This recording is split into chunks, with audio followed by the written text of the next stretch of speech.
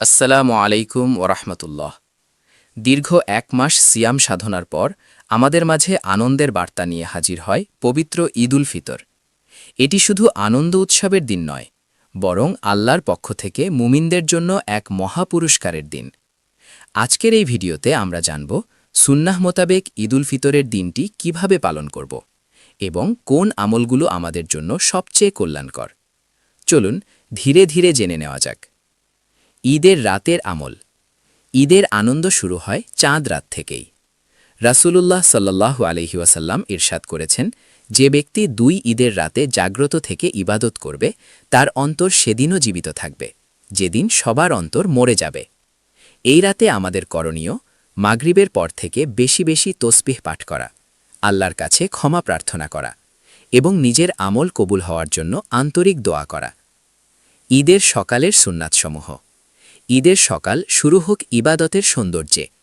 ঈদের নামাজের আগে সুন্দরভাবে গোসল করা, মিসওয়াক করা, নিজের সেরা ও পরিষ্কার পোশাকটি পরিধান করা।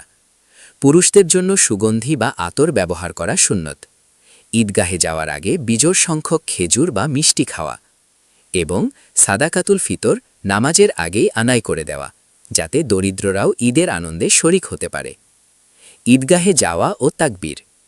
ঈদের নামাজের জন্য বের হওয়ার সময় আমাদের কিছু সুন্নাহ অনুসরণ করা উচিত। সম্ভব হলে হেঁটে ঈদগাহে যাওয়া, এক পথে যাওয়া এবং অন্য পথে ফিরে আসা। আল্লাহু আকবার, আল্লাহু আকবার, লা ইলাহা ইল্লাল্লাহু আল্লাহু আকবার, আল্লাহু আকবার, ওয়ালিল্লাহিল হামদ। ঈদের নামাজ ও শুভেচ্ছা বিনিময়। ঈদগাহে পৌঁছে জামাতে ঈদের নামাজ আদায় করা, মনোযোগ দিয়ে খুতবা শোনা, নামাজ শেষে ভ্রাতৃত্ব ও ভালোবাসার সাথে মুসাফাহা ও কোলাকুলি করা এবং এই দোয়াটি বলা, তাকাব্বালাল্লাহু মিন্না ওয়া মিনকুম, অর্থ আল্লাহ আমাদের এবং আপনাদের ইবাদত কবুল করুন। ঈদের আনন্দ শুধু খাওয়া দাওয়া বা নতুন পোশাকেই সীমাবদ্ধ না থাকুক।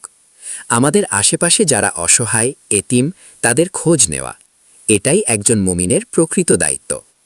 মনে রাখবেন, প্রকৃত খুশি তার জন্য যে রমাজানের মাধ্যমে নিজেকে শুদ্ধ করতে পেরেছে। সবাইকে জানাই অগ্রিম ঈদের শুভেচ্ছা। ঈদ মুবারক। আপনার ঈদের দিনের সবচেয়ে প্রিয় আমল কোনটি? কমেন্টে আমাদের জানান এবং আমাদের চ্যানেলটি সাবস্ক্রাইব করতে ভুলবেন না।